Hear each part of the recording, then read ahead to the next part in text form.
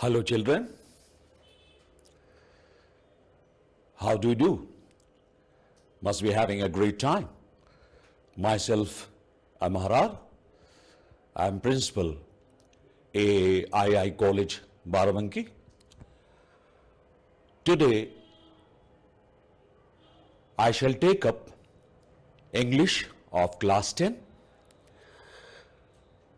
I'll be focusing on grammar. My topic today is usage of have and do.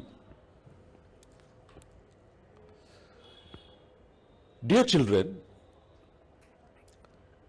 in your previous class, you have learnt that words can be classified according to the function which they perform in a sentence.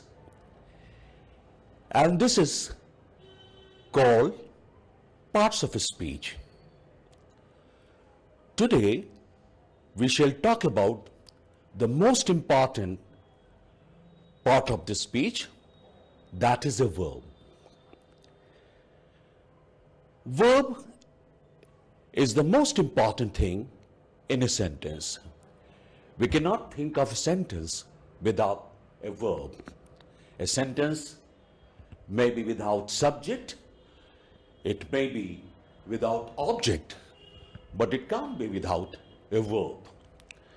Verb has been variously defined by the scholars or grammarians. I'll try to define it in a simple way. A verb, dear children, is a doing word that shows an action, an event, or a state. A sentence may either have a main verb or a helping verb or both. In other words, a verb is a word that informs about an action, an existence of something, or an occurrence. The verb is the main word in a sentence. No sentence can be complete without verb. Let us take a few examples to prove my point. Hari laughs. A very simple definition of verb is that it is a verb that says something about the agent or subject. Hari laughs. What does Hari do? He laughs. So laughs is a verb. The boy writes a letter. What does the boy do? He writes. So writes is a verb. We have done our work.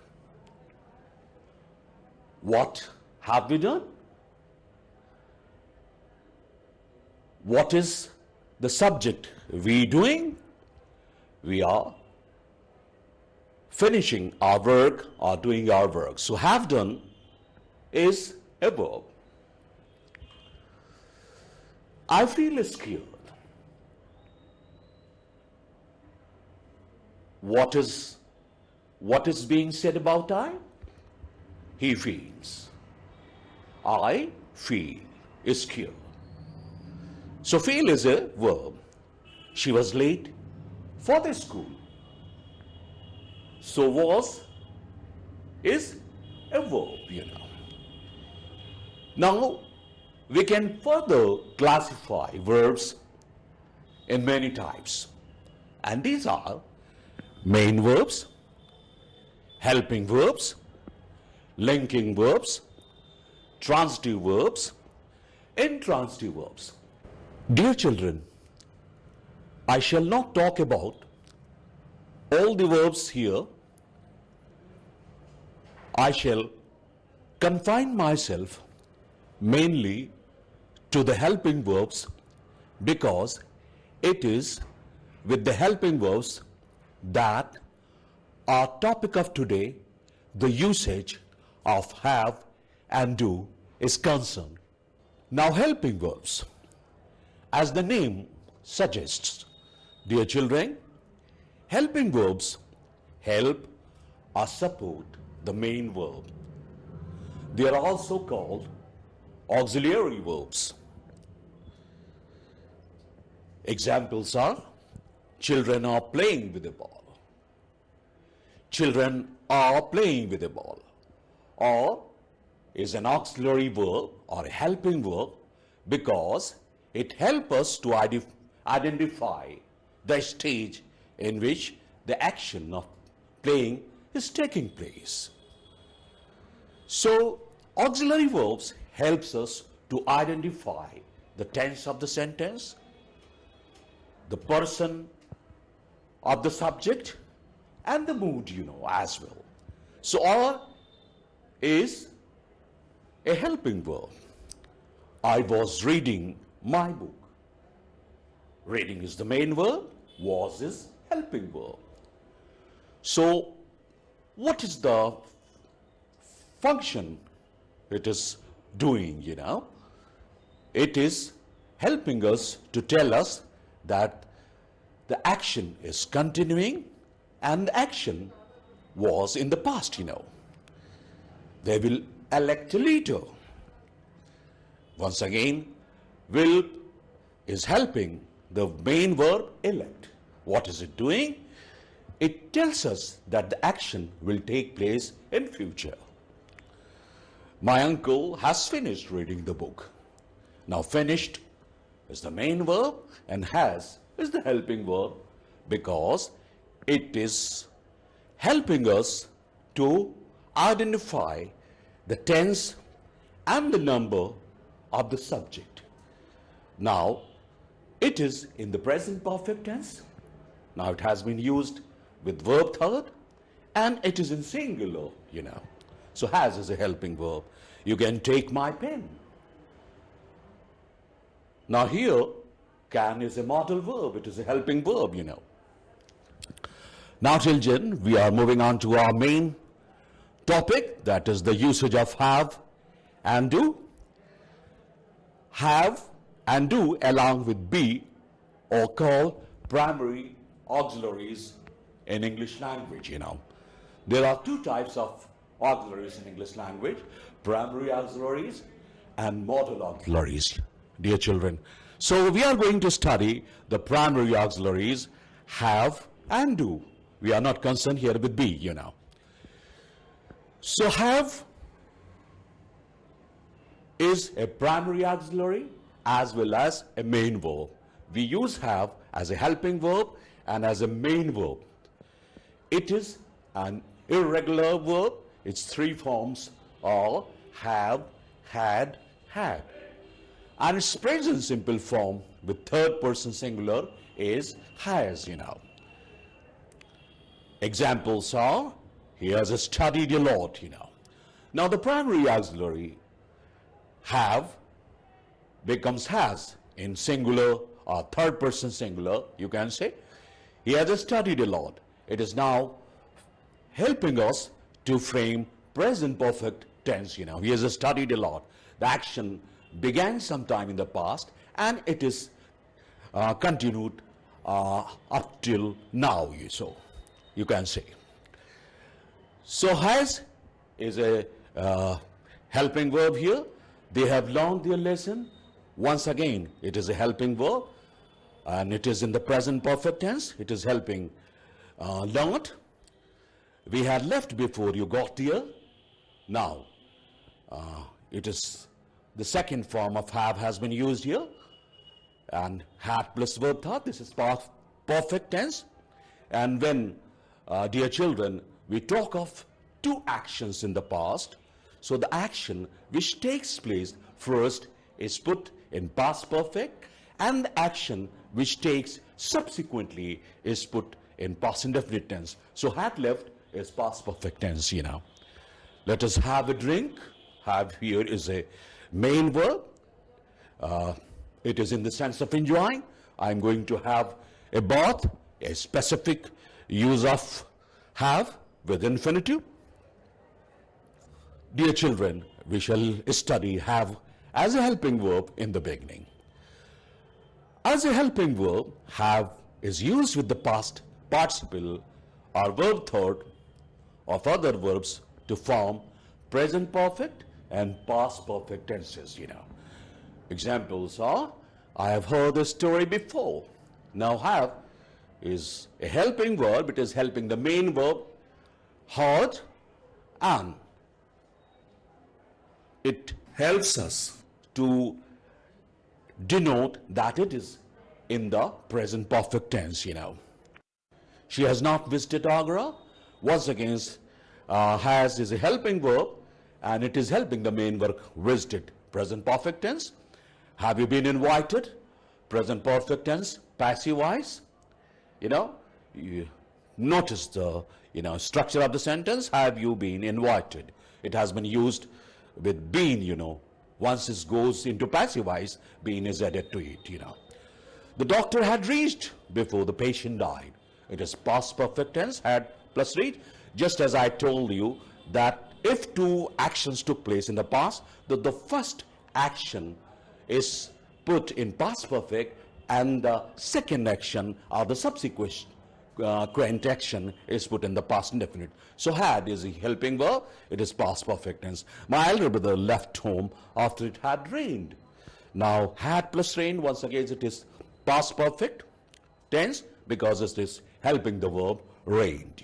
Now dear children, when we make questions and negative in present perfect or past perfect tense, how do we make use of have? Just as you know that inversion takes place, that means the first helping verb, it comes before the subject, and the second verb, whether it is helping verb or the main verb, remains in its place. Have you heard the news before? Now it has been used to frame an interrogative sentence. Had the farmer plowed the field before his son came? Once again, it is past perfect tense, and had has been used, inversion has taken place. It is an interrogative sentence, where had she been these days, once again, past perfect tense, it is helping the main verb been, and it is an interrogative sentence, WH type. Why has the boy bathed in the river, Has is a helping verb, is in the present perfect tense, and it is helping the main verb bathed, and it is in interrogative WH form. Why? The shopkeeper has not sold his spices today. It is a negative sentence, and it has been used, adverb not has been used between the helping verb and the main verb. Notice, dear children. Now the second usage of have as a helping verb is with perfect continuous tenses, As a helping verb, have is used in all the three perfect continuous tenses: present, past, and future. Examples are, he has been learning his lesson for an hour. Has been is a helping verb. It has been used with present participle or verb 1 plus ing to make present perfect continuous tense here. It is an assertive sentence. I had been wearing my mask since morning. Nowadays putting on mask is very necessary, so I had been wearing my mask since morning. The action is taking place in past perfect continuous tense. Had been is a helping verb here. You will have been watering the plants for 10 minutes, Will have been. Here you have got have is being used with will and been. It is being used to frame future perfect continuous tense, The action will take place in future. The action will have taken place in future, Now, another use of have with should plus have plus verb third or past participle, and it is used to talk about things we regret. If have is used with any other modal auxiliary or any other primary auxiliary, then of course we talk about the things we regret. Here it is being used with should have. For example, I got really wet walking home last night. I should have taken an umbrella, you know. That means I got fully wet all over when I was walking home last night, and I did not take an umbrella. Now he is regretting the fact that I should have taken an umbrella. So should have here, you know, tells us that it is the thing which we are regretting, you know. Now we shall talk about have as a main verb. As a main verb, have is used in some specific senses, which are as follows. Of course, in this small video, it is not possible for me to give all the senses in which it is used.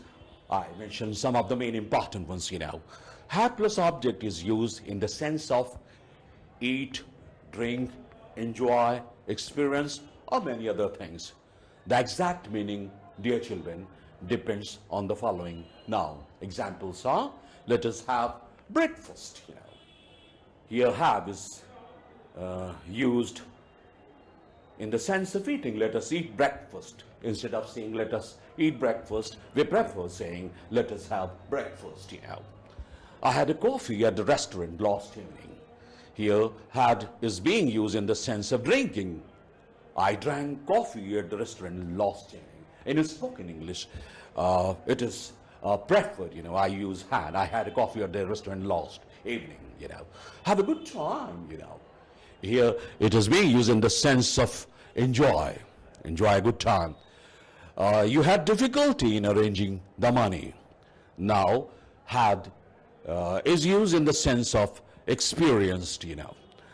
You had difficulty, that means you experienced difficulty in arranging the money. The second usage of have as a main verb is when we talk about possessions, relationship, illness, the characteristics of people and things, you know. Examples are, her father has a flat in New Delhi. Now has here is used in the sense of possession. Her father possesses a flat or owns a flat, you know. It is in the sense of ownership has. Do you have any brothers and sisters? Now when we talk of relationship, you know, we make use of have here. My grandfather had a bad cold last week. Here, when we talk of illness, you know, have is used in the sense of illness. My grandfather got a bad cold last week or had, you know. Your old friend has a bad temper. Now we are talking of the characteristic of people. So your old friend has a bad temper. Now the third use of have as a main verb is have plus object plus infinitive without to, or have plus object plus verb 1 plus ing is used to talk about instructions or orders. Examples, dear children, are, I am ready to see Mr. Mohan. Please have him come in. So have is used in the sense of order, you know, polite order here. He had us laughing all through the discussion. Now once again, had is used in the sense of instruction. Now some specific uses of had, dear children. In the conditional sentence, you know, we make use of had, you know, to refer to a condition which is unreal or hypothetical. In such sentences, its structure is as follows. When we suppose something or when we assume something and it is purely imaginary and it is in the present tense, dear children, then the structure of sentence would be if plus subject plus had plus noun, that is the subordinate clause, and in the main clause subject plus would or should with verb 1. Examples are, if I had money, I would buy a car. I don't have the money and I can't buy a car. This is pure supposition. I'm imagining that if I had money, I would buy a car. So had is used in the sense of present, but this is pure imaginary. If you had lands, you would build a house, Once again, this is an assumption, pure supposition. So you do not have lands and you cannot build a house. This is pure supposition. If you had lands, you would build a house. Now, dear children, if the possibility which is being talked about is in the past, and it is purely imaginary, the structure of the sentence would be as follows. If plus subject plus had plus verb third form in the subordinate clause or adverb clause, and in the main clause, subjects plus would have slash should have plus verb third. Examples are, if Radha had worked hard, she would have passed. Now this is pure supposition, dear children. Neither Radha worked hard nor she passed. It is purely imaginary and wishful thinking. So if Radha had worked hard, she would have passed. The second example is, if you had come to me, I would have helped you. Neither you came nor I helped. It is just a wishful thinking, a pure assumption, dear children.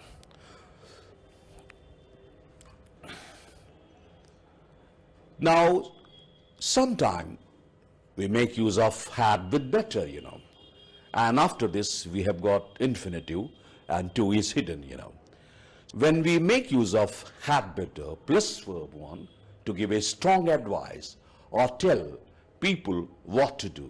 Examples are, it is late, you had better hurry up, So because you are late, so it would be in the fitness of things if you make hurry, So it's late, you had better hurry up.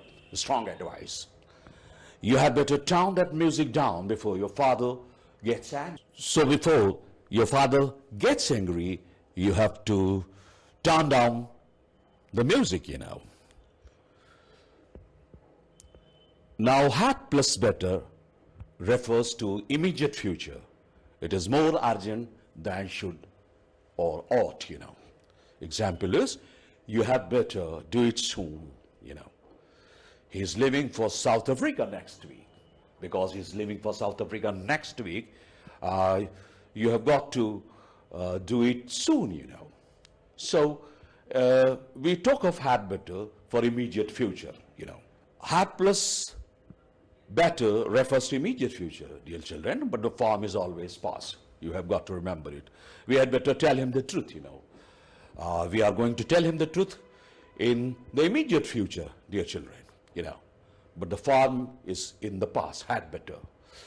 Had is sometimes dropped in very informal speech or spoken English. We sometimes drop it in conversation, You better go now. Had is dropped here. I better try again later, Once again, had is dropped here. Now, if have is used with to or had to, what does it indicate, Have is used with the infinitive to talk about obligation in the present, Examples are, I have to be there by 5 o'clock, That means I must be there by 5 o'clock. He has to move the furniture himself. That means he must move the furniture himself. Now, have to, has to is talking about the obligation in the present, Now, had plus infinitive is used to express obligation in the past. Examples are, she had to walk on foot during her visit to the village last year, So, she was under compulsion to walk on foot during her visit, So, the thing is happening in the past, The man had to wash utensils when his maidservant stopped coming during the corona pandemic, So had to refers to here compulsion or obligation in the past, And third use of have to and had to is when we talk of purely future obligation, we make use of will have to or shall have to. Example is, you can borrow my car, but you will have to bring it back before 10, You can borrow it, but now the time limit is set that you have got to get it back before 10 o'clock, Dear children, the time is almost running out. So I'll be talking about the usage of do in my next video lesson. But before I sign off, I would very much like to give you the home assignment. Your home assignment is number 1, make 10 sentences showing the use of have. Number 2, fill in the blanks with the suitable words given within brackets. A, the computer, blank space, has or have. You have to make a choice between the two. Crashed. B, he, blank space, done very well at a school. Once again, your choice is going to be either have or has. C, did the hotel, blank space, a pool. Options are has, have, or had. D, we, blank space, to do the ironing. The options are has or have. E, my father, blank space, asleep after lunch. The options are have or had. F, the local dramatic society, blank space, done Shakuntala at the theatre yesterday. Options are have or had. G, what time, blank space, you got up. The options are have or had. H, you, blank space, mind your business. Have or had better. I, she, blank space, to take her examination. Options are had, will have. Hope children, you have enjoyed the present video lesson. Have a nice time. Goodbye.